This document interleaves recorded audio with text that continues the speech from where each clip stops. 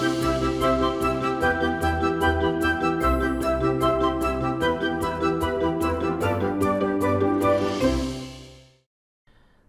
आप सभी का स्वागत है मनी 9 के खास शो हेलो मनी 9 में और मैं हूं आपके साथ सिमरनजीत सिंह। आपके लिए एक बार फिर से हाजिर हैं इस शो के साथ और हमेशा की तरह आज भी स्टॉक मार्केट से जुड़े आपके सभी सवालों का जवाब देने की हमारी कोशिश रहेगी। साथ ही स्टॉक मार्केट से जुड़ी आपकी हर कंफ्यूजन को दूर करने का भी हमारा प्रयास रहता है। इसके अलावा आपको हम उन स्टॉक्स की भी जानकारी देते हैं जिनमें हलचल देखने को मिल रही है और अपकमिंग आईपीओस के बारे में भी आपको बताते हैं। हर बार की तरह आज भी एक खास मेहमान हमारे साथ जुड़ने वाले हैं ताकि आपको ये बता सकें कि आपको किन स्टॉक्स में दांव लगाना है, किन शेयरों से दूरी बनानी चाहिए, किन शेयरों में तेज़ी आने की उम्मीद है और किस में वेट एंड वॉच की स्थिति रखनी चाहिए।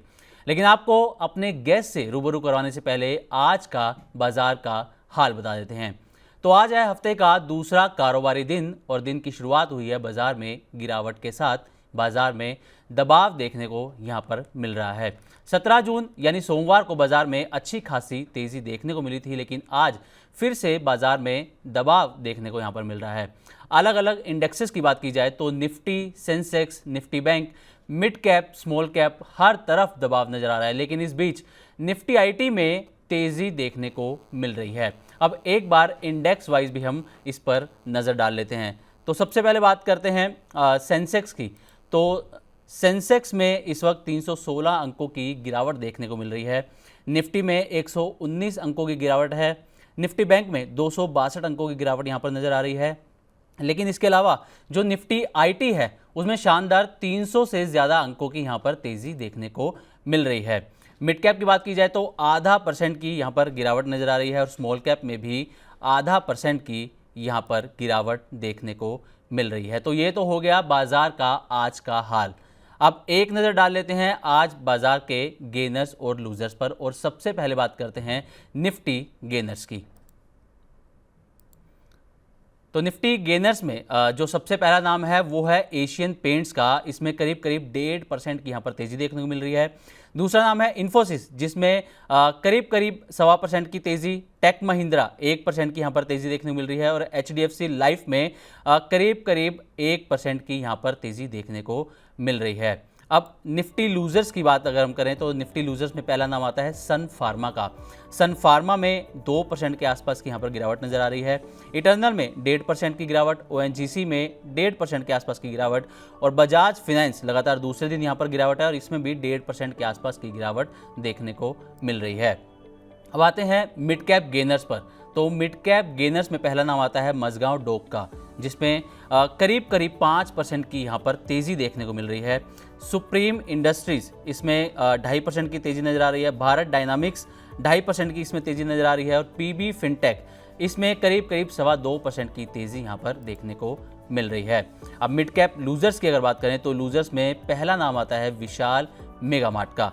विशाल मेगा मार्ट में करीब 3.25% की यहाँ पर गिरावट देखने को मिल रही है। इसमें ब्लॉक डील की खबर है जिसके बाद विशाल मेगा मार्ट में ये गिरावट नज़र आ रही है।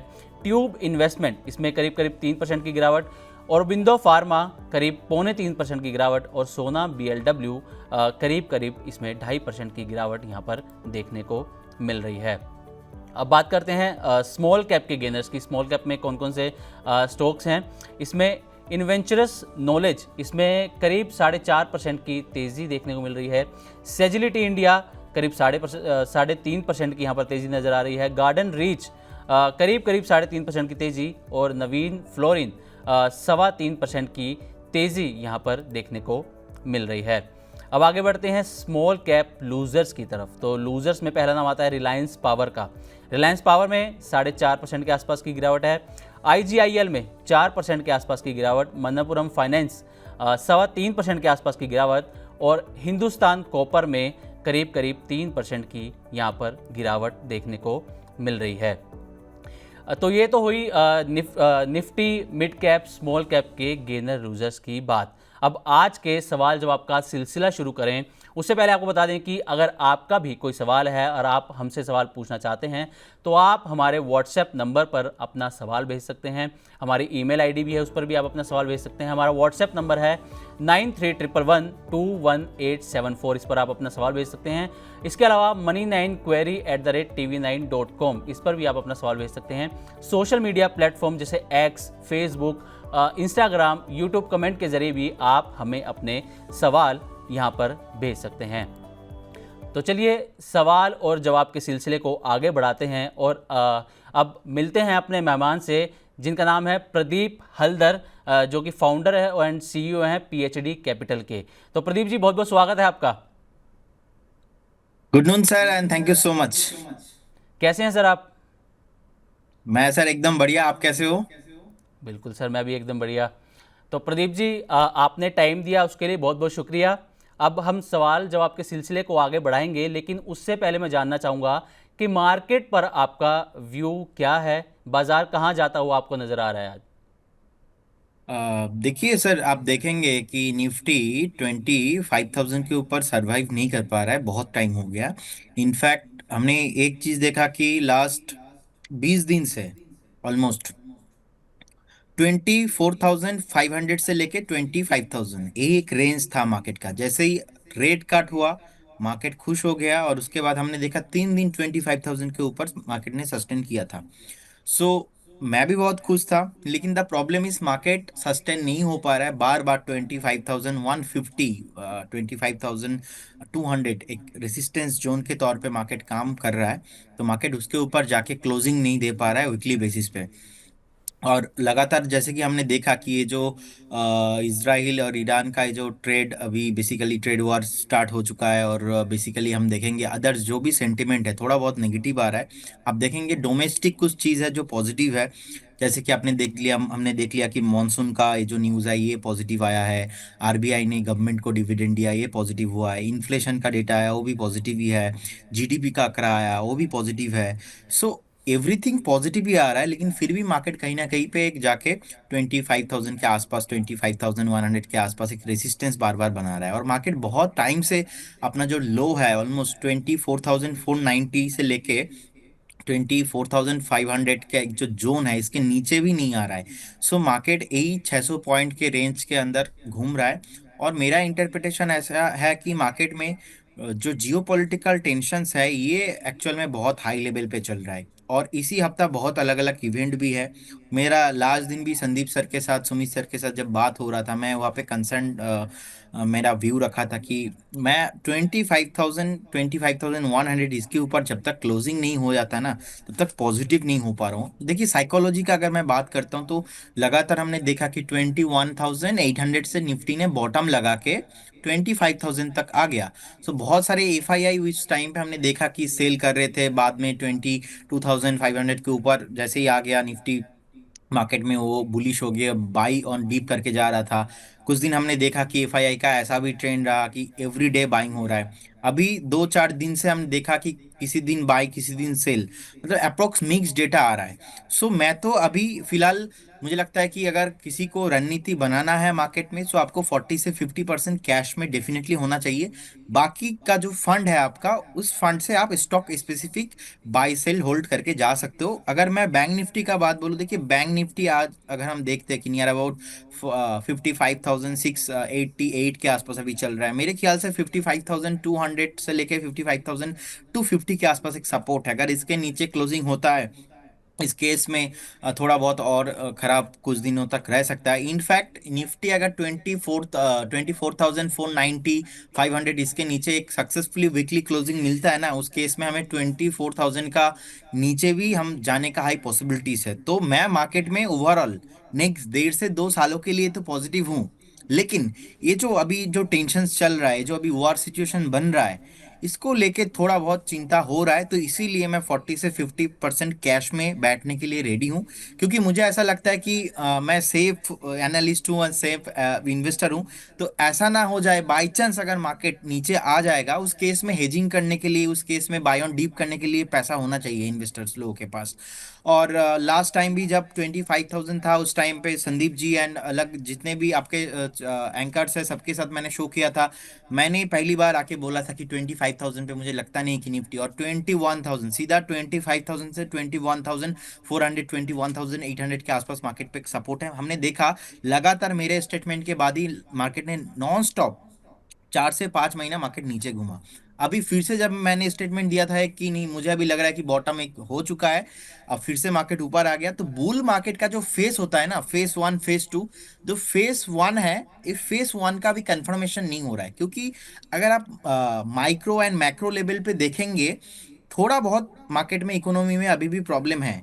जो कि हमारा इंडियन इकोनॉमी आई बिलीव कि अप्रोक्स 5 ट्रिलियन के आसपास है। तो कहीं ना कहीं जाके सेलिंग प्रेशर जो है वो आ रहा है। इन्वेस्टर का जो कॉन्फिडेंस है, जो एफआईआई का कॉन्फिडेंस है, थोड़ा बहुत हल्का हो रहा है। तो मेरा मानना ये है कि मुझे प्राइस एक्शन के साथ ही जाना है। और मैं एक बार वेट करूंगा, अगर कभी भी 24,490 24,500 इसके नीचे मार्केट क्लोजिंग होता है, इस केस में मार्केट का सेंटीमेंट और भी खराब हो सकता है। देखिए आज का भी डेटा अगर हम देखते हैं कि 24,982 अप्रोक्स 25,000, अभी देखिए ऑलमोस्ट डे लो एक मार के आया अभी 24,813 के आसपास। तो मार्केट कहीं ना कहीं हायर टाइम फ्रेम में सस्टेन नहीं हो पा रहा है।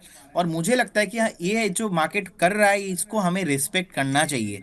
सो as per the my interpretation sir, मुझे लगता है कि मैं लॉन्ग टाइम फ्रेम के लिए नेक्स्ट 1.5 से 2 साल के लिए तो मार्केट में पॉजिटिव हूँ। जो शॉर्ट टर्म इन्वेस्टर्स है उनको बहुत स्टॉक स्पेसिफिक काम करना चाहिए अभी। ठीक है सर। तो अच्छा, अब हम इंडेक्सेस की जब बात कर रहे हैं तो निफ्टी, सेंसेक्स, निफ्टी बैंक सब में आज गिरावट नज़र आ रही है। लेकिन इसके अलावा अगर आप आईटी इंडेक्स देखेंगे सर, तो इसमें यहाँ पर अच्छी खासी तेज़ी देखने को मिल रही है। तो इसमें तेज़ी के क्या कारण हो सकते हैं सर आईटी इंडेक्स में, और डिफेंस सेक्टर पर आपका क्या रुख है? देखिए निफ्टी आईटी के साथ बहुत ही इंटरेस्टिंग चीज हुआ है। मैं प्राइस एक्शन विद साइकोलॉजी आपको बता रहा हूँ। देखिए नो डाउट ऐसा नहीं होगा कि निफ्टी आईटी बहुत नीचे चला जाएगा, ऐसा नहीं होने वाला। चाहे मार्केट में कुछ भी न्यूज आ जाए, आप देखेंगे निफ्टी आईटी का टॉप अप्रोक्स 45,600 से लेके 46,000 के आसपास था। सो टॉप से ऑलमोस्ट निफ्टी आईटी 30% करेक्शन हो ही गया था। अब जब निफ्टी आईटी 30% करेक्शन हुआ था, निफ्टी आईटी का जो लो है ना ऑलमोस्ट 31,000 के आसपास है। तो देखिए वहां से धीरे धीरे अभी बेस बनाया, बॉटम बनाया, धीरे धीरे अभी ऊपर आ रहा है। तो स्लोली एक रिकवरी मूड पे है निफ्टी आईटी। अब देखिए बीच में क्या हुआ, बीच में थोड़ा अपना जो फार्मा है, फार्मा चला, आईटी अपना जो रेलवे है, रेलवे चला, डिफेंस चला, कुछ दिन पावर चला, फर्टिलाइजर चला, लेकिन आईटी नहीं चला था। क्योंकि हमारा जो मेजोरिटी आईटी का काम होता है, कारोबार होता है ना, वो यूएस के साथ कनेक्टेड है। और डोनाल्ड ट्रम्प जी का जो टैरिफ वाला मामला चल रहा था, तो उसके कारण ना आईटी थोड़ा पिटा हुआ था, नहीं चल रहा था। लेकिन मेरा ऐसा मानना है, और लगातार मैं लास्ट 4 से 5 हफ्ते से एक ही स्लोगन देते आ रहा हूँ कि आईटी में रिकवरी आने वाला है, आईटी में रिकवरी आने वाला है। देखिए ऑलरेडी रिकवरी हो चुका है और होने अभी और भी बाकी है। आप देखेंगे टॉप से अभी भी नियर अबाउट जो निफ्टी आईटी इंडेक्स है, नियर अबाउट 12 to 13% अभी भी डाउन है। सो माई इंटरप्रिटेशन इज, ये जो 13% का गैप अभी भी टॉप से है, पहले तो ये रिकवरी होगा, उसके बाद जैसे कि सब काउंटर भाग रहा है, सब सेगमेंट भाग रहा है, और भी एक्स्ट्रा 10 to 15% चलने वाला है, वो भी बहुत शॉर्ट टाइम, मतलब नेक्स्ट 8 से अगर 10 महीने का व्यू आपके पास है, तो नियर अबाउट मुझे लगता है कि निफ्टी आईटी इंडेक्स ओवरऑल अभी भी या से 15 to 20% चलने के लिए रेडी हो रहा है। क्योंकि अभी भी टॉप से नियर अबाउट 12 to 13% नीचे ही है। इस केस में टीसीए, सुइप्रो, इन्फोसिस एंड भी जो अदर स्टॉक्स है, वो भी आपको और भी हायर प्राइस आते हुए दिखेंगे। और बात रहा सर डिफेंस का, डिफेंस देखिए बहुत चल चुका है। डिफेंस एक थीम है, यहाँ पे आपको लॉन्ग टाइम के लिए निवेश करना चाहिए, शॉर्ट टाइम फ्रेम के लिए नहीं। अब इंडिया पाकिस्तान का जो वार ऑलरेडी हो चुका है, तो मुझे यहाँ पे लगता है कि जो इंडियन गवर्नमेंट है नेक्स्ट बजट में और भी ज्यादा, हर बार रहता ही है बजट में कि एक बार डिफेंस जो सेक्टर है इनको बहुत एलोकेशन मिलता है। मुझे लगता है इस बार और ज्यादा जो है इंपॉर्टेंस होने वाला है। और नवंबर से दिसंबर तक एक ऑल टाइम हाई पॉसिबल है, लेकिन आपको कब बाय करना है, आपको बाय ऑन डीप करके जाना है। इस जो बाजार है, इस बाजार पे आपको टॉप में नहीं लेना, आपको डिफेंस काउंटर में भी स्टॉक स्पेसिफिक अब उसी दिन लेना है जिस दिन मार्केट थोड़ा बहुत नीचे रहेगा, उसी दिन आपको आपको बाय ऑन डीप करके जाना है। और अगर आपके पास है तो बने रहिए। एक दो दिन, एक दो हफ्ते का जो छोटा मोटा करेक्शन है, इसमें मुझे नहीं लगता कि डिफेंस सेक्टर में कुछ भी ज्यादा मतलब वैल्यूएशन के हिसाब से ज्यादा कुछ प्रॉब्लम होने वाला। हाँ, ये तो बात सही है, कुछ कुछ स्पेसिफिक स्टॉक है जिसका बीटा बहुत हाई है। अब जब चलेगा तो लगातार 2 4 दिन 5 दिन चलता है, तो ऐसा तो नहीं होने वाला कि नॉन स्टॉप ऊपर ही चले जाएगा। तो आपको प्रॉफिट बुकिंग भी दिखेगा, आपको हायर टाइम फ्रेम में भी प्राइस आते हुए दिखेंगे। तो बाय ऑन डीप सर करके जाना है। तो डिफेंस सेक्टर में प्रदीप जी की सलाह है कि बाय ऑन डिप करें। और आईटी सेक्टर पर जैसा कि प्रदीप जी ने बताया कि वो लंबे समय से बोल रहे हैं कि इसमें तेज़ी आएगी, और जो व्यूअर्स या जो इन्वेस्टर्स आपको फॉलो करते हैं तो उम्मीद है कि उनको आपकी सलाह से बहुत बेनिफिट भी होगा। तो चलिए सर, अपने दर्शकों के अब सवाल लेते हैं, इस सिलसिले को आगे बढ़ाते हैं। हमारे साथ पहले कॉलर जुड़ चुके हैं, सलीम जी हैं रायपुर से, तो उनसे बात करते हैं। नमस्कार सलीम जी। नमस्कार sir, good afternoon sir, Pradeep sir, good afternoon. Good afternoon sir, कैसे हैं आप? सर मैं ठीक हूँ सर, आप सर? जी सर, बिल्कुल बढ़िया सर। क्या सर सवाल है आपका मैं सर? सर मैं इंडिया शेल्टर फाइनेंस लिया हूँ सर 896 में। ओके। अभी सर बने रहूँ कि सेल कर दूँ सर? आपके पास इंडिया शेल्टर फाइनेंस के 50 शेयर हैं 896 रुपये के भाव पर ना? जी जी सर। कितना टाइम होगा सर आपको आपके पास इन स्टॉक्स को? सर अभी से लिया हूँ सर, 20 अच्छा, दिन अभी हुआ होगा। खरीदारी की है। तो जी प्रदीप जी। सर, क्या आपकी सलाह रहेगी इसमें? इंडिया शेल्टर फाइनेंस के 50 शेयर हैं सलीम जी के पास 896 रुपये के भाव पर, तो इनको आगे क्या स्ट्रेटजी इसमें अपनानी चाहिए? कि क्या इसमें अभी बने रहना चाहिए, बिकवाली करनी चाहिए? देखिए, चार्ट में एक फ्रेश ब्रेकडाउन आया है। अब ब्रेकडाउन मुझे लगता है एक बार फिर से आपको 840 से लेके 835 तक खींच के लेके जा सकता है, लेकिन लास्ट टाइम का जो ब्रेकआउट है ऑलमोस्ट 825 के ऊपर। सो मुझे लगता है कि 820 825 के आसपास एक स्ट्रॉन्ग सपोर्ट है चार्ट में, तो उसके नीचे नहीं जाना चाहिए। तो अगर आपके पास है, बने रहिए। अब ये स्टॉक ऐसा है कि बहुत आपको घुमाएगा, टाइम लग सकता है थोड़ा, मतलब नेक्स्ट 4 से 6 महीना आपको होल्ड करने का सलाह रहेगा। लेकिन अगर 820 इसके नीचे जाता है, स्टॉप लॉस मेंटेन करना मार्केट में बहुत ही इंपॉर्टेंट होता है। स्टॉप लॉस का मीनिंग होता है कि आपका जो लॉस है उसको स्टॉप करना। तो 820 पे आप एक स्ट्रिक्टली स्टॉप लॉस मेंटेन कीजिए और बने रहिए। चार्ट में बहुत हायर टाइम फ्रेम में ना मल्टीपल रेसिस्टेंस है, मतलब 875 880 के आसपास। तो मेरा सलाह ये है, अगर आपका व्यू शॉर्ट टर्म है, थोड़ा बहुत पेन आपको हो सकता है, लेकिन अगर आपका व्यू लॉन्ग टर्म है, आई थिंक 1 से 1.5 साल का अगर व्यू है, तो आपको ऑल टाइम हाई आते हुए दिखेंगे। ऐसा कोई फंडामेंटली स्ट्रक्चर खराब तो नहीं है। तो सलीम जी, उम्मीद करते हैं कि आपको प्रदीप जी ने जो सलाह दी कि इसके लिए आपको स्टॉप लॉस 820 रुपये का लेकर चलना है। शॉर्ट टर्म में थोड़ी सी आपको हो सकता है कि इसमें परेशानी हो स्टॉक के साथ, लेकिन लॉन्ग टर्म में ये ऑल टाइम हाई भी बना सकता है। तो अब आपका फैसला है कि आपको इस स्टॉक में क्या करना है। तो सर, अगला सवाल लेते हैं। हमारा पंकजा कुमार जी का सवाल है कि उनके पास पीरामल फार्मा के स्टॉक हैं, 660 स्टॉक हैं 200 रुपये के भाव पर सर। तो क्या 1 साल का इनका नज़रिया है, तो इसमें क्या कर सकते हैं पीरामल फार्मा के स्टॉक्स में?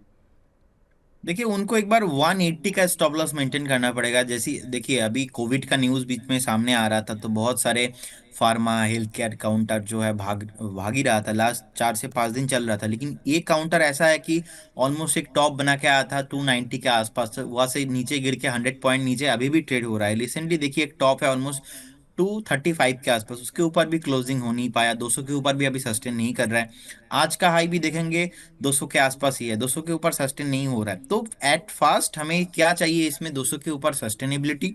अगर 200 के ऊपर सस्टेनेबिलिटी होता है, उस केस में आपको एक बार 230 से लेके 240 का भाव मिल सकता है। लेकिन एक स्ट्रॉन्ग सपोर्ट जो है 180 के आसपास है, आपको 180 स्टॉप लॉस मेंटेन करना पड़ेगा। अगर 180 ब्रेक कभी भी कोई भी न्यूज के कारण करता है, तो आप निकल जाइए।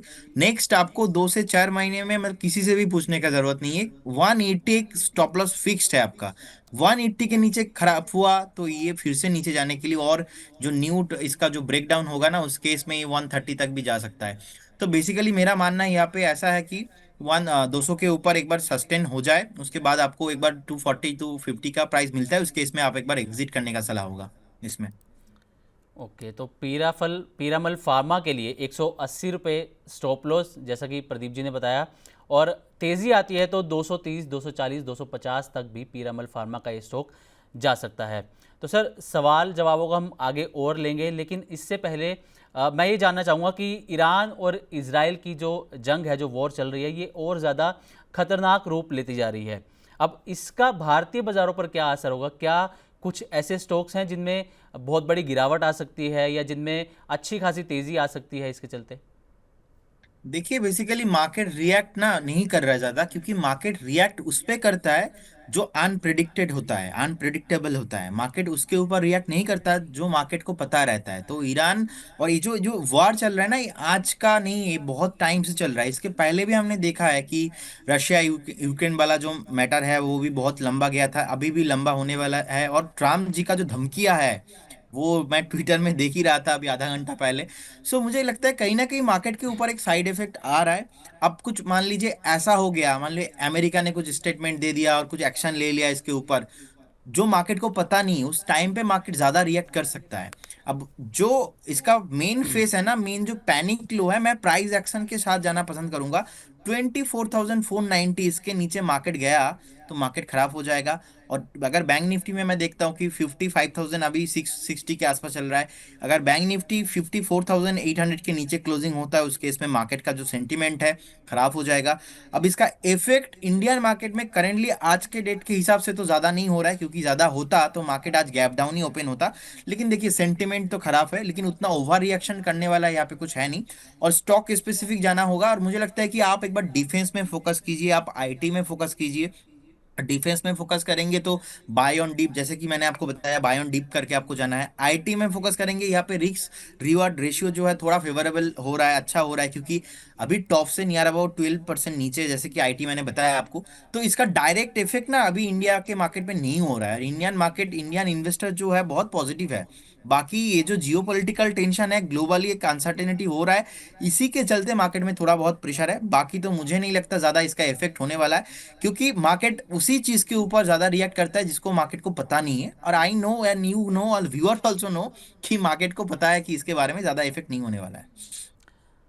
सर, अभी आपने अमेरिका और ट्रंप का जिक्र किया, तो ट्रंप ने, जैसे आपने पढ़ा होगा, कि उन्होंने कहा है कि तेहरान को खाली कर दिया जाए, 3 लाख लोगों को तेहरान खाली करने को बोला गया है। तो क्या एक कोई आने वाले बड़े खतरे का संकेत है क्या इसमें? क्या अमेरिका भी इसमें हिस्सा लेने वाला है? देखिए हाई पॉसिबिलिटीज तो है, बट डोनाल्ड ट्रम्प को प्रिडिक्ट करना चार्ट से भी बहुत मुश्किल है, क्योंकि अभी सुबह एक स्टेटमेंट, शाम को एक स्टेटमेंट, रात को सोने से पहले और एक स्टेटमेंट, अब सुबह उठूंगा फिर से और एक स्टेटमेंट। तो कब जी। क्या बोलेगा, उसके क्या इफेक्ट होगा ना, किसी को नहीं पता। सो इसीलिए बेटर होगा एक बार, जैसे कि मैंने शुरू में ही बताया कि मैं तो 40-50% कैश में जाने के लिए रेडी हूँ।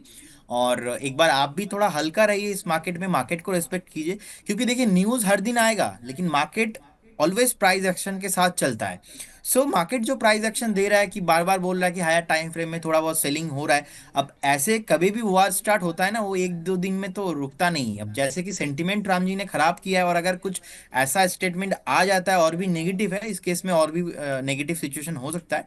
तो एक बार वेट एंड पेशेंस करने, मतलब पेशेंस रखने वाला सिचुएशन है। अब ट्रम्प जी क्या करेगा उनका तो मुझे पता नहीं कि नेक्स्ट क्या होने वाला है, लेकिन आदमी बहुत वॉलेटाइल है मार्केट से भी ज्यादा, तो उसके हिसाब से हमें सतर्क होना पड़ेगा।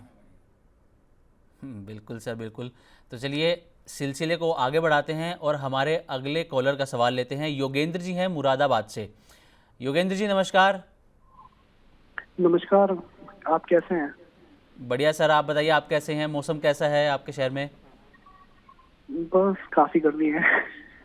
बिल्कुल सर, गर्मी तो चल रही सर है जी एक्चुअली सर। मेरा क्वेश्चन है हाँ जी। JSW एनर्जी पे। जी। मैंने अभी 521 पे खरीदे हैं 100 शेयर। 521 तो रुपये के सर भाव मेरा पर आपके व्यू पास सिर्फ 100 एक शेयर महीने हैं? में है। जी। जी सर, तो स्टॉप लॉस टारगेट क्या पॉसिबल है इस चीज का, ये पता करना था मुझे। ठीक है। तो प्रदीप जी, योगेंद्र जी का सवाल ये है कि इनके पास JSW एनर्जी के 100 शेयर हैं 521 रुपये के भाव पर। तो ये स्टॉप लॉस जानना चाहते हैं, इसमें कितनी तेज़ी आ सकती है वो जानना चाहते हैं, क्या स्ट्रेटजी रखें JSW एनर्जी में, इनका ये जानना चाहते हैं, तो आप इनकी इस दुविधा को दूर कीजिए।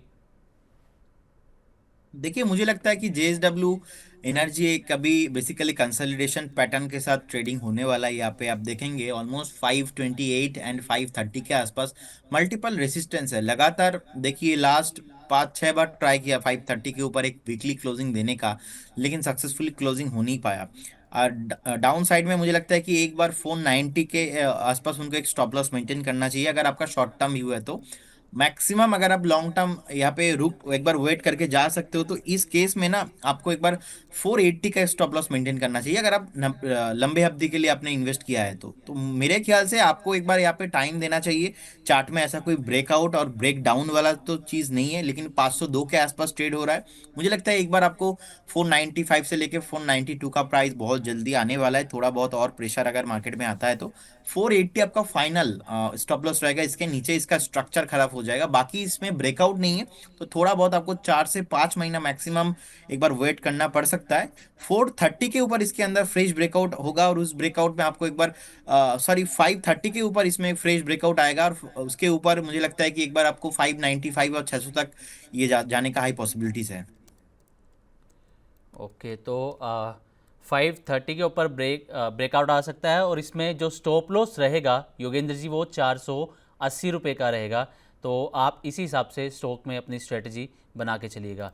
तो अगले सवाल की तरफ बढ़ते हैं सर। ये सुमित साहू जी का सवाल है कि फिनोलेक्स पाइप, इनके पास 100 शेयर्स हैं 185 रुपये के भाव पर, और साथ ही IOC वो भी 100 शेयर हैं 128 रुपये के भाव पर। तो एक महीने का इनका टारगेट है, एक महीने का टारगेट क्या रहेगा, कहाँ तक शेयर जा सकते हैं, स्टॉप लॉस क्या रखना चाहिए इनको? Sir IOC right? Finolex pipe के 100 शेयर हैं और IOC के भी 100 शेयर हैं। मैं पहले आईओसी बता देता हूँ। देखिए जी अभी 141 के आसपास चल रहा है आईओसी।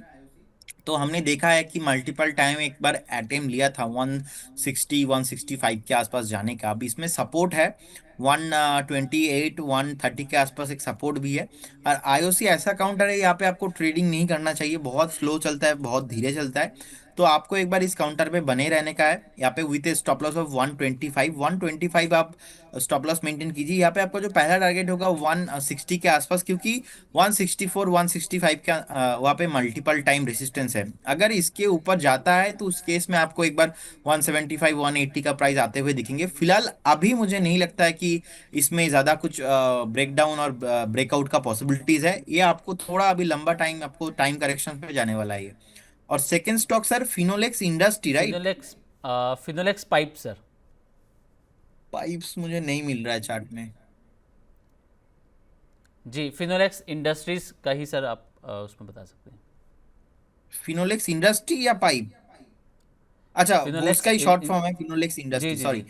सो बेसिकली देखिए अभी 228 के आसपास चल रहा है। अच्छा चार्ट है, इनफैक्ट लगातार लास्ट 3 से 4 हफ्ता नॉन स्टॉप यहाँ पे हायर हाई क्लोजिंग हो रहा है। इनफैक्ट जितना वॉल्यूम अभी जुलाई में आया है, लास्ट वॉल्यूम ऐसे आया था ऑलमोस्ट जनवरी के आसपास, तो जनवरी के बाद अभी इतना वॉल्यूम आ रहा है।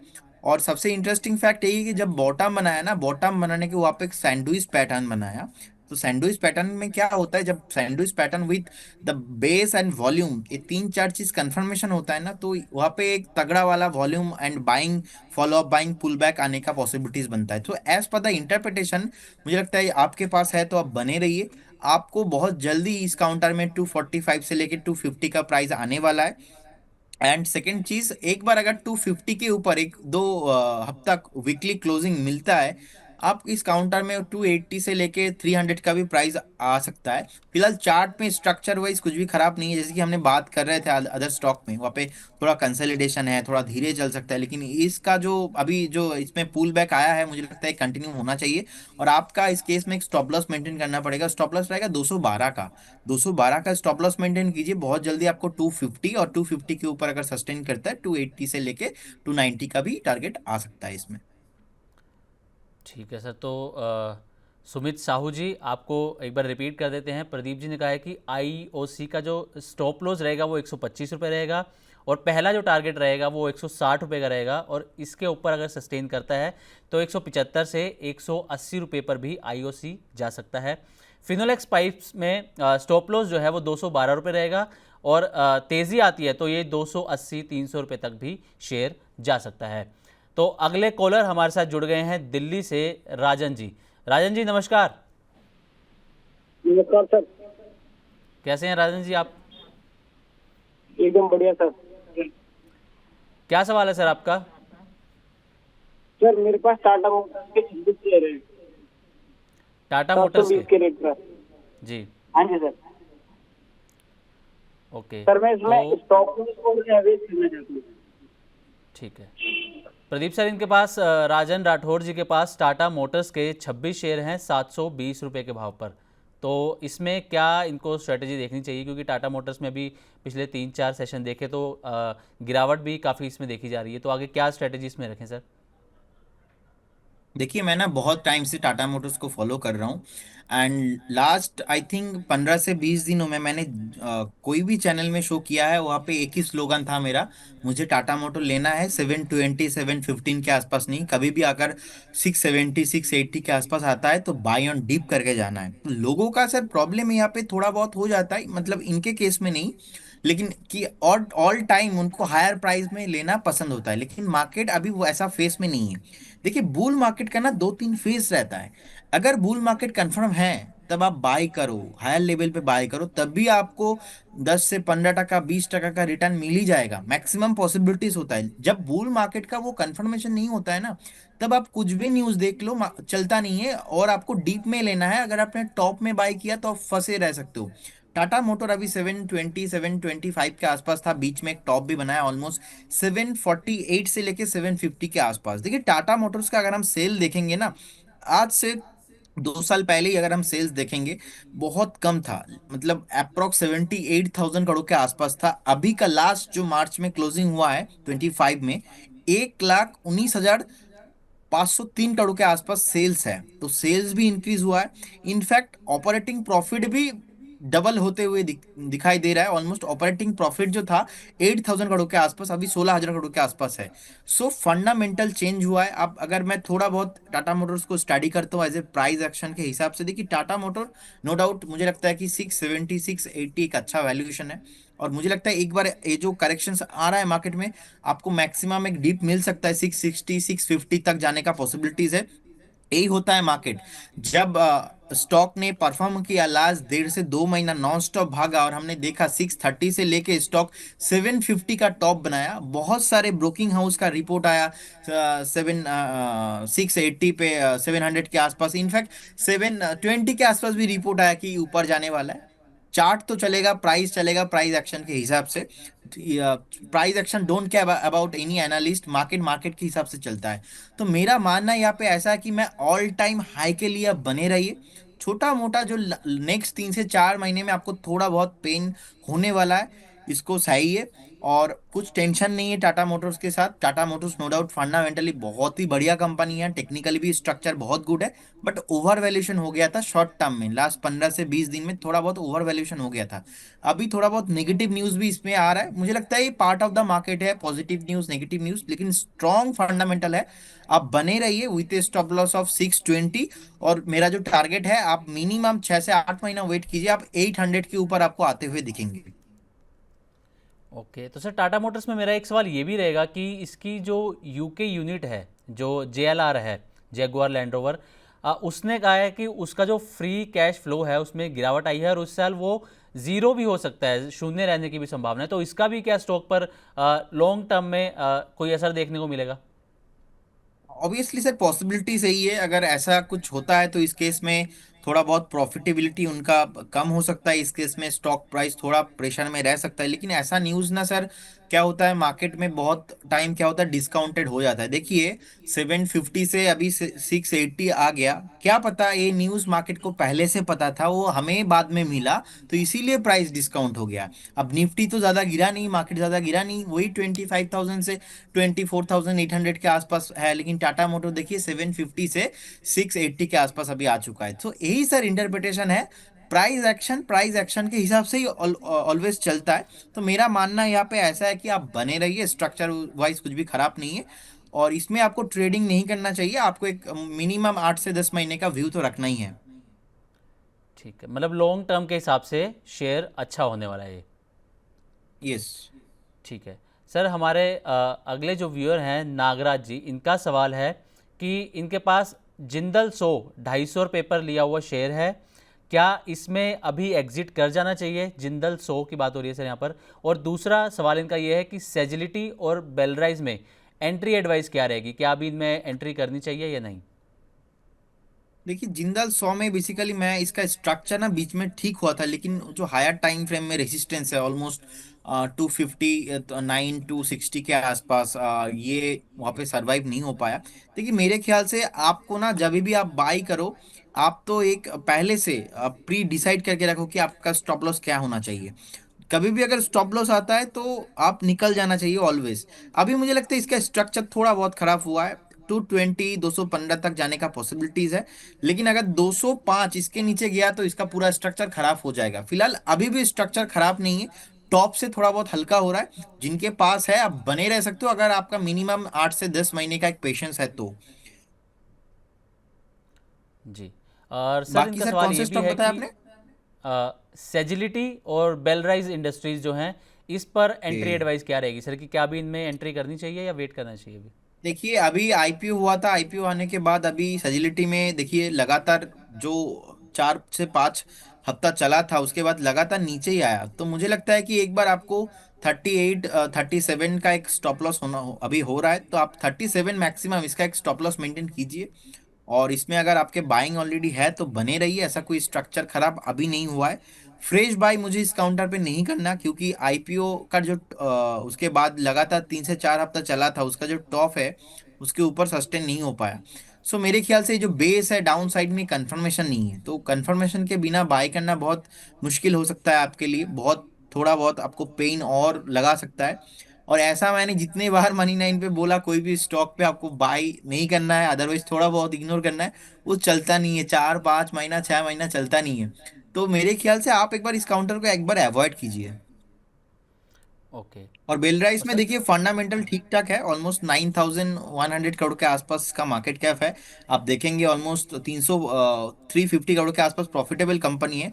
आईपीओ होने के बाद चला नहीं है ठीक ठाक से, और आईपीओ के दिन भी मैं था शो में, 10 बजे शो कर रहा था, उस टाइम पे मैंने संदीप जी के साथ शो किया था, और मैंने बताया था आपको 91 92 के आसपास उस डे के हिसाब से आपको एक बार स्टॉप लॉस मेंटेन करना चाहिए, और हमने देखा एग्जैक्टली 88 90 के आसपास वहां से स्टॉक घूमा है। तो देखिए अभी 100 के ऊपर चल रहा है, न्यू लिस्टिंग है, ज्यादा डेटा और टेक्निकली है नहीं, तो साइकोलॉजी के हिसाब से मैं यही मान के चलूंगा जब तक ये जो इसका प्रीवियस लो है ऑलमोस्ट, अगर आपके पास व्यू है नेक्स्ट 2 से 4 महीना, तो आपका जो लो होना चाहिए, आपका जो स्टॉप लॉस होना चाहिए, वो बेसिकली लास्ट वीक का लो होना चाहिए, वो बेसिकली 90 के आसपास अभी हो रहा है। तो अभी 100 के आसपास चल रहा है, 90 पे आप एक बार स्टॉप लॉस मेंटेन कीजिए, बने रहिए, ये बहुत ही साइकोलॉजिकल लेवल होता है। अगर ये ब्रेक किया तो आपको नहीं रहना है, अब 100 के ऊपर आया है मतलब सिग्नल यही है कि फिर से एक बार ये 115 120 तक जाने का ट्राई कर सकता है। अब देखिए डेली चार्ट में थोड़ा बहुत प्रेशर है, लेकिन वीकली चार्ट में मैं अगर लॉन्ग टाइम के व्यू से देखता हूँ तो फिर ठीक ठाक है, चार्ट में ज्यादा इसमें अभी डेटा नहीं है, तो एक बार आपको प्रॉपर स्टॉप लॉस भी मेंटेन करना बहुत इंपॉर्टेंट है। ऐसा बहुत बार देखा गया है कि स्टॉक आईपीओ हाई के ऊपर जैसे ही आता है, और हर कोई कंपनी जो न्यू मार्केट में लिस्टिंग है वहां पे मेरा एक स्ट्रैटेजी रहता है, वो है आईपीओ है strategy, simple. If you want to go Dubai, और अगर आप दिल्ली एयरपोर्ट तक नहीं पहुंचे तो आप दुबई जा नहीं पाएंगे, सिंपल। अगर आप 100 के ऊपर टिके रहेंगे तभी आप जाके 115 120 का जो टारगेट है वो आने को बहुत जल्दी आ जाएंगे, लेकिन आपको 90 का स्टॉप लॉस मेंटेन करना है यहाँ पे। ओके, 90 का स्टॉप लॉस यहाँ पर मेंटेन करके चलना होगा। अच्छा सर, एक सवाल ये है वोडाफोन आइडिया पर। वोडाफोन आइडिया की आपने देखा ही होगा जो खबरें चल रही हैं, कंपनी के सीईओ ने खुद कहा था कि FY26 के एंड तक हो सकता है कि कामकाज को बंद करना पड़े। लेकिन कल खबर एक ये आई कि सरकार जो है एक नई राहत जो है वो कंपनी को देने की तैयारी कर रही है। जो उनके एजिया ड्यू की जो इंस्टॉलमेंट्स है वो 6 इंस्टॉलमेंट है, उसको बढ़ाकर 20 करने की भी बातचीत अभी चल रही है, यानी कि 20 साल तक उसको वो अमाउंट पे करना होगा। तो क्या इससे वोडाफोन आइडिया पर कुछ पॉजिटिव कुछ देखने को मिलेगा रिएक्शन? देखिए यहाँ पे सिचुएशन इज लाइक मेरा हाथ पांव टूट चुका है और मैं आईसीयू में हूँ। तीन सिचुएशन है। जी। अब आईसीयू में हूँ, थोड़ा मेरा पाँव जो टूट चुका था वो सही हुआ है। अब न्यूज ऐसा है कि थोड़ा बहुत पॉजिटिव है। अब सिचुएशन ऐसा है कि मैं आईसीयू में हूँ, लेकिन मेरा हाथ थोड़ा अभी ठीक हो गया है, मेरा पाँव थोड़ा अभी ठीक हो चुका है, लेकिन मैं फिर भी आईसीयू में ही हूँ। तो इनके पास ना जो डेट था सर, ऑलमोस्ट 2,10,000 करोड़ के आसपास। अब जो गवर्नमेंट ने स्टेक लिया ऑलमोस्ट 49% के अप्रोक्स, उसके बाद भी आप देखेंगे 37,000 करोड़ के आसपास बेसिकली टोटल अमाउंट होता है। उसको माइनस करोगे ना, फिर भी 1,70,000 करोड़ के आसपास ड्यू होता है। तो उसका भी पेनल्टी वोडाफोन आइडिया को भरना है। मैं यूज करता हूँ personally Jio, Bharti Airtel, other SIM. Basically Vodafone Idea का मार्केट कैप भी आप देखेंगे लास्ट 4 से 5 साल में ना बहुत खराब हो चुका है। कोई भी कंपनी हो दुनिया में, उनका मेन जो इंसान का मेन चीज क्या होता है ना, आत्मा। अगर आत्मा नहीं रहेगा तो हम नहीं बचेंगे। तो बेसिकली एक कंपनी जो होता है ना, उसका मेन चीज होता है सेल्स। सेल्स अगर नहीं होगा ना, रेवेन्यू नहीं आएगा ना, प्रॉफिटेबल नहीं रहा है ना, तो वहां पे ज्यादा इंक्रीज हो नहीं सकता। तो यही साइकोलॉजी है, यही लॉजिक है कि वोडाफोन इंडिया को आपको नहीं लेना है, नहीं लेना है, नहीं लेना है। और जिस दिन ये न्यूज आया था पहली बार, मुझे आज भी याद है, मैं विवेक सर के साथ शो कर रहा था। उस टाइम पे प्राइस था ऑलमोस्ट 8 रुपीज के आसपास, और मैंने बोल दिया था, मेरा बहुत बोल्ड कमेंट रहता है इसमें कि आपको नहीं लेना है। नहीं लेना है मतलब हो सकता है कि कल 20% अपार सर्किट आपको दिखेगा न्यूज में, फिर भी आपको नहीं लेना है। और उस दिन क्या हुआ सर, नेक्स्ट डे 20% ही अपार सर्किट था। अब वहां से फिर से स्टॉक 8 रुपीज, ऑलमोस्ट 8.5 था, वहां से नीचे आते आते अभी 6.5 टका के आसपास आ चुका है। तो बहुत सारे लोग इसको पसंद करते हैं, बाय करना चाहते हैं। अब वोडाफोन आइडिया को लेके, मतलब क्योंकि पब्लिक होल्डिंग ज्यादा है बहुत, इसको लेके कुछ नेगेटिव कमेंट भी कर दिया ना, तो लोग आके ट्रोल करके जाते हैं, अरे नहीं मेरा बिलीव है ऊपर जाएगा, एक दिन मल्टीवेगर होगा, वोडाफोन आइडिया लिख रहा है कि नेक्स्ट भारतीय एयरटेल होने वाला है। तो मेरा ऐसा इंटरप्रिटेशन नहीं है। This is the beauty of equity market and so मुझे लगता है कि आपको नहीं लेना है, फ्रेश बाय नहीं करना है, और जिनके पास है आप एक होप रखिए और 4.50 का एक स्टॉप लॉस मेंटेन कीजिए, लेकिन फ्रेश बाय इस काउंटर पे मैं नहीं सलाह दूंगा। ओके, तो मतलब आपकी सलाह पूरी तरह से वोडाफोन आइडिया से दूरी बनाने की है। एग्जैक्टली। ठीक है सर। अगले कॉलर सर हमारे साथ जुड़ चुके हैं बक्सर से दीपक गुप्ता जी। दीपक जी नमस्कार। नमस्कार सिमरनजीत सर। कैसे हैं सर प्रदीप आप? सर को भी मेरा नमस्कार। कैसे हैं दीपक जी आप? मौसम कैसा है बक्सर में? ठीक है सर, अभी तो ठीक है। जी, तो सर आपका क्या सवाल है, आप पूछिए, प्रदीप जी आपके सवालों का जवाब देने की पूरी कोशिश करेंगे। ठीक है सर, मेरे पास सीमेंस लिमिटेड के 25 शेयर हैं, जिसका बाइंग प्राइस 2650 रुपए है। और मेरा दूसरा सवाल है, मेरे पास ऑयल इंडिया के 173 शेयर हैं, जिसकी बाइंग प्राइस 550 रुपए है, और मैं 2 साल तक होल्ड कर सकता हूं। तो इसी में राय जानना चाहता हूं अब प्रदीप सर की। ठीक है प्रदीप सर, इनके पास, दीपक जी के पास सीमेंस लिमिटेड के 25 शेयर हैं 2650 रुपये के भाव पर, और ऑयल इंडिया के 173 शेयर हैं 550 रुपये के भाव पर। तो ये क्या स्ट्रेटजी इन शेयरों में सर अपना सकते हैं?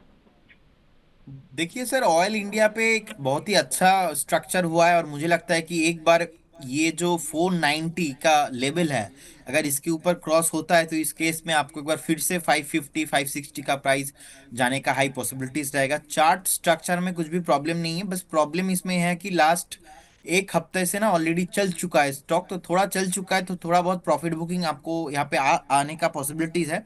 466 में एक स्टॉप लॉस मेंटेन कीजिए और बने रहिए। और मुझे लगता है आपका जो बाइंग प्राइस है बहुत जल्दी आने वाला है। आपको 4 से 5 महीना मैक्सिमम आपका होल्डिंग पीरियड रहेगा। बाकी सीमेंस पे देखिए स्ट्रक्चर तो बहुत अच्छा है, और आपका बाइंग प्राइस से भी बहुत ऊपर है, आप बने रहिए इसमें। इसका जो नेक्स्ट टारगेट हो रहा है, मुझे लगता है एक बार 3,600 से लेके 3,700 का टारगेट आना चाहिए। और आप एक बार आपका जो स्टॉप लॉस है इसको ट्रेल कीजिए, और आपको यहाँ पे 3150 का एक स्टॉप लॉस मेंटेन करना है। कभी भी मार्केट नीचे आता है तो आपका ट्रेलिंग स्टॉप लॉस से वो कट जाएगा, आपका लॉस नहीं होगा। लेकिन जो स्ट्रक्चर बिल्ड हुआ है इसमें, जैसे ही स्टॉक नीचे आया था उसके बाद कैंडल पे एक बेसिकली मॉर्निंग स्टार पैटर्न बनाया, वॉल्यूम हुआ। और मेरा मानना है यहाँ पे ऐसा है कि जब कोई स्टॉक नीचे आता है, बेस फॉर्मेशन होता है, बेस फॉर्मेशन के टाइम पे अगर वीकली कैंडल पे मॉर्निंग स्टार पैटर्न होता है, उसके बाद अगर स्टॉक में रैली आता है तो वो रैली ना बहुत टाइम तक बहुत तगड़ा रहता है, चलता है एकदम। तो आप बने रहिए, बहुत जल्दी आपको 3650 3700 का यहाँ पे टारगेट आते हुए दिखेंगे। ओके, तो उम्मीद करते हैं कि दीपक जी, आपको प्रदीप जी ने जो सलाह दी है वो आप उसको फॉलो करके इसमें अच्छा आप परफॉर्म शेयर करते हुए आपको नज़र आएंगे, अगर आप उनकी सलाह को फॉलो करते हैं तो। अगले सवाल की तरफ सर हम बढ़ते हैं। अगला सवाल है फिनोलेक्स पाइप पर ही अगला सवाल है, लेकिन इसके अलावा और हम जो सवालों की तरफ अगर हम जाते हैं तो आईआरबी इंफ्रा सर 53 रुपये की बाइंग है इनकी। कृपा शंकर जी हैं आईआरबी इंफ्रा के, इनके पास 53 रुपये की बाइंग है और शॉर्ट टर्म मोमेंटम में आगे क्या कर सकते हैं आईआरबी इंफ्रा में सर? देखिए, आईआरबी इंफ्रा का अगर हम शेयर होल्डिंग पैटर्न्स देखेंगे ना, प्रोमोटर्स के पास ज्यादा होल्डिंग नहीं है, ऑलमोस्ट 30% के आसपास है। तो एफआईआई के पास बहुत ज्यादा है, ऑलमोस्ट 44% के आसपास, और 15% है पब्लिक के आसपास। तो अब जो बेसिकली हम देखेंगे कि पब्लिक के पास ना आज से 2 साल पहले ऑलमोस्ट 10% था, और अभी 15% है पब्लिक के पास। लेकिन जो प्रोमोटर है उनके पास 34% था, 30% के आसपास है। सो देखिए, अभी एफआईआई के पास जितना था वैसे ही सेम मेंटेन हो रहा है। तो पब्लिक एंट्री रिसेंटली बहुत हुआ है, और जो प्रोमोटर है उनका भी होल्डिंग बहुत घटा है, बहुत कम हुआ है। सो यहाँ पे नेगेटिव पॉइंट सर यही है कि कंपनी का जो इंटरेस्ट कवरेज रेशियो है ना वो बहुत लो हो चुका है। अगर आप सेल्स भी देखेंगे थोड़ा बहुत डिक्रीज हुआ है। और इंटरेस्टिंग फैक्ट यहाँ पे ये है कि जो प्रोमोटर है उनके पास जो शेयर होल्डिंग है ना उन्होंने प्लेज कर दिया है। मतलब प्लेस करने के बाद प्रोमोटर लोन ले लेता है, अदर काम में थोड़ा बिजी हो जाता है। तो मेरा यहाँ पे ऐसा इंटरप्रिटेशन है कि कोई भी पर्टिकुलर स्टॉक, अगर प्रोमोटर होल्डिंग वहां पे थोड़ा बहुत कम है वो भी चलेगा, लेकिन प्रोमोटर ने अगर स्टॉक को प्लेज किया, फिर मतलब वहां पे कुछ होने का पॉसिबिलिटीज है, निगेटिव होने का। अब देखिए, अगर मैं टेक्निकली भी बात करूँ, वहां पे 75 78 के आसपास जो वहां पे टॉप बनाया था, अभी धीरे धीरे करके नीचे आ रहा है। तो ये जो ट्रेंड है ये कंटिन्यू होने वाला है। इसका ट्रेंड जो है अप ट्रेंड अभी हुआ नहीं, और कंफर्मेशन बेस भी नहीं बनाया। तो मेरा इंटरप्रिटेशन के हिसाब से ये फिर से एक बार आपको 44 42 के आसपास मिल सकता है। तो यहाँ पे फ्रेश बाय नहीं करना है। और अगर आप इस काउंटर में फंस चुके हो तो आपका एक स्विंग जो लो था इसका लास्ट 2 हफ्ता पहले का, 3 हफ्ता पहले का हुआ है 40 के आसपास। तो 40 में आप एक बार स्टॉप लॉस मेंटेन कीजिए, लेकिन ऐसे कंपनी से थोड़ा दूरी बना के चलिए तो बेटर है। मार्केट में बहुत ही अलग अपॉर्चुनिटीज है, उसमें आप निवेश कर सकते हो। ओके सर, तो सवाल जवाब का सिलसिला हम जारी रखेंगे, लेकिन एक नज़र दोबारा से मार्केट के हाल पर डाल लेते हैं। निफ्टी 104 अंकों की गिरावट के साथ इस वक्त कामकाज करता हुआ नजर आ रहा है। सेंसेक्स में करीब करीब 300 अंकों की गिरावट है। निफ्टी बैंक, इसमें भी 300 अंकों के आसपास की गिरावट नजर आ रही है। लेकिन निफ्टी आईटी में करीब करीब 350 अंकों की यहाँ पर तेज़ी देखने को मिल रही है। मिड कैप इंडेक्स की बात करें तो इसमें %0.5 की गिरावट है, और स्मॉल कैप में भी करीब करीब %0.5 की गिरावट यहाँ पर देखने को मिल रही है। तो अगर आप भी स्टॉक से संबंधित आपका कोई सवाल है, आप किसी कन्फ्यूजन में हैं स्टॉक मार्केट को लेकर, कोई किसी स्टॉक्स के बारे में जानना चाहते हैं, तो आप हमारे व्हाट्सएप नंबर पर अपना सवाल भेज सकते हैं। साथ ही हमारी ईमेल आईडी पर भी अपना सवाल भेज सकते हैं। हमारा व्हाट्सएप नंबर है 9311121874। इसके अलावा money9query@tv9.com पर भी आप अपने सवाल भेज सकते हैं। Social media platform x, Facebook, Instagram और यूट्यूब कमेंट के ज़रिए भी आप हमसे अपने सवाल पूछ सकते हैं। तो चलिए सर आगे बढ़ते हैं और अगला सवाल लेते हैं। अगला सवाल है सर, इनका अभिषेक अडानिया जी का सवाल है कि सुब्रोस में क्या अभी बाइंग करनी चाहिए, मौका सही है? 6 महीने का इनका नज़रिया है सर। देखिए, यहाँ पे बेसिकली एक मल्टी ईयर ब्रेकआउट आया है चार्ट में, और अभी तो देखिए 1000 के ऊपर भी सस्टेन हो रहा है। लेकिन अभी जी फ्रेश बाई करना बहुत रिस्की हो सकता है, क्योंकि 1015 के आसपास, 1014 के आसपास चल रहा है। तो मेरा यहाँ पे मानना ये कि देखिए, लॉन्ग टर्म चार्ट में आप देखेंगे ब्रेकआउट है, लेकिन ये जो वैल्यूशन है, वैल्यूशन ठीक नहीं है। अभी यहाँ पे ऐसा पॉसिबिलिटीज है, यहाँ से भी 15 to 20% रैली हो सकता है। लेकिन अगर आज आप बाई करके जाते हो और बाई चांस एक डीप मिल जाता है, तो उस केस में आपका लॉस होने का चांसेस बहुत हो सकता है। तो इसीलिए जो ब्रेकआउट जोन रहेगा ऑलमोस्ट 900 का जोन, तो मैं एक बार प्रेफर करूंगा, आपको कभी भी अगर 940 950 का प्राइस मिलता है उस केस में आप बाई कीजिए। अदरवाइज ये बहुत हाई वैल्यूएशन हो रहा है मेरे हिसाब से, तो एक बार इसको इग्नोर करना करेंट जोन से बहुत बेटर होगा। ओके, तो मार्केट पे सर अगर मार्केट की बात करें तो वैसे तो हम आपने पूरी विस्तार से बताया कि मार्केट किस तरफ जाती हुई नज़र आ रही है, लेकिन इस हफ्ते में अगर हम शॉर्ट टर्म की सिर्फ इस हफ्ते की बात करें तो क्या आपको लग रहा है कि मार्केट में क्या आने वाले फ्राइडे तक कैसा रुख नज़र आ सकता है? देखिए मल्टीपल भी जो है इवेंट है इस हफ्ता, और मल्टीपल जो है जियोपॉलिटिकल टेंशन चल रहा है। जी। मार्केट बेसिकली रेंज बाउंड रहने वाला है। अगर 24,490 के नीचे गया तो फिर ये 24 भी तोड़ के और भी नीचे जाने वाला है। अब यहाँ पे मैं 24,800 पे बैठा हूँ, और यहाँ पे बैठ के कोई भी कमेंट करना कि मार्केट नेक्स्ट फ्राइडे तक कहाँ पे जाएगा, ये बहुत ही मुश्किल होता है, क्योंकि देखिए मार्केट चल नहीं रहा है। और मैं ये तो रियल डेटा आपको बता रहा हूँ एकदम। मार्केट लास्ट 20-25 दिन ट्रेडिंग अप सेशन आप देख लीजिए, वही अपना 24,490 इसके नीचे नहीं जा रहा है, वही अपना 25,000 के ऊपर एक दिन दो दिन जाके भी सस्टेन नहीं हो रहा है। तो एक तो क्लियर कट ब्रेकआउट आने दीजिए, अदरवाइज ब्रेक डाउन। तो मेरा मानना है यहाँ पे ऐसे ही है कि अभी कुछ नहीं करना, इंडेक्स लेवल पे बैठे रहिए विथ हैंड पे कैश लेके, एंड सिंपल स्टॉक स्पेसिफिक कहीं पे अगर ब्रेकआउट आ रहा है तो काम कीजिए। वो भी क्योंकि हम बुल मार्केट के फेस वन में बस जाने वाले थे, वहां से भी फेलियर आया है, और जियो पॉलिटिकल टेंशन और ट्रम्प जी क्या कब कर दे पता नहीं है। तो एक बार कुछ नहीं करना है मुझे इस मार्केट में, एक बार वेट एंड पेशेंस रखना है। ओके, तो वेट एंड वॉच सिचुएशन अभी लेकर चलेंगे। सर रितु गर्ग जी नोएडा से हमारे साथ जुड़ गई हैं। रितु जी नमस्कार। नमस्ते सर। कैसी हैं मैम आप? बिल्कुल ठीक, आप बताइए। बस बढ़िया मैम। क्या सवाल है मैम आपका? सर मैंने अपने मतलब नीवा बूपा के 250 शेयर ले रखे हैं 87.7 एवरेज पे। जी। अभी 8.5% का लॉस चल रहा है सर। अभी मैं निकल जाऊं यहाँ से या मतलब होल्ड करूं? ओके, तो Pradeep sir Niva Bupa health insurance के 250 शेयर हैं 87 रुपये के आसपास के भाव के, और अभी लॉस में भी चल रहे हैं 8.5% के आसपास। तो इनको भी निकलना चाहिए शेयर से या फिर बने रहना चाहिए अभी इसमें? देखिए नीवा बुबा का हेल्थ इंश्योरेंस भी मेरे पास है। मैंने मेरा मम्मी पापा और मेरे लिए हेल्थ इंश्योरेंस लिया नीवा बुबा से ही। और आप देखेंगे जो लास्ट टाइम वर्ल्ड कप हुआ ना, निभा बुबा का टाइटल स्पॉन्सर था वर्ल्ड कप में।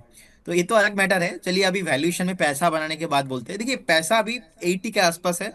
जितना फार्मा और हेल्थ केयर भागा है निभा बुबा, उतना अच्छे से अभी भागा नहीं, और इसका स्ट्रक्चर बहुत ही अभी मतलब कंफ्यूज्ड वाला है कि 90 के ऊपर सस्टेन करता नहीं और 75 के नीचे जाता नहीं है। तो ऐसे ही है, आपने टॉप में बाई हो गया 89 80 के 88 के आसपास। तो इसमें फ्रेश ब्रेकआउट आएगा ना, पहले 90 92 के आसपास जो एक रेजिस्टेंस बनाया था उसके ऊपर क्लोजिंग देने पर, उसके ऊपर अगर क्लोजिंग देता है उस केस में बहुत जल्दी आपको और भी हायर प्राइस आते हुए दिखेंगे। लेकिन मेरा मानना यहाँ पे ऐसा है कि आप मैक्सिमम 72 तक वेट कीजिए। कंपनी कैसा है, कंपनी का फंडामेंटल क्या है, वो देखने के ज्यादा आपको ये देखना पड़ेगा कि आपको लॉस कितना हो रहा है। तो 72 का फाइनल एक स्टॉप लॉस आपको होना चाहिए, लेकिन इतना जल्दी ये ऊपर आने वाला नहीं है, क्योंकि फार्मा लास्ट 4 से 5 दिन थोड़ा बहुत चलने के लिए रेडी हो ही रहा था। अदर्स काउंटर पे ब्रेकआउट आया, लेकिन निबा बुबा नहीं चल रहा है बहुत टाइम से। तो जो नहीं चल रहा है उसको जबरदस्ती हम चला नहीं सकते। 74 75 के आसपास एक स्टॉप लॉस मेंटेन कीजिए, बने रहिए। कभी भी अगर आपका कॉस्ट टू कॉस्ट आता है तो आप निकल जाइए फ्रेश। इसमें 95 के ऊपर ब्रेकआउट आएगा, और मुझे लगता है इसके लिए बहुत टाइम लगने वाला, क्योंकि एक बार नहीं दो दो बार डबल टॉप हो चुका है और ऑलरेडी वीकली चार्ट में तो ऑलरेडी टॉप बना चुका है। सो एक बार यहाँ पे आपका बाइंग आता है, कॉस्ट टू कॉस्ट आता है, तो उसमें एग्जिट करना बेटर होगा।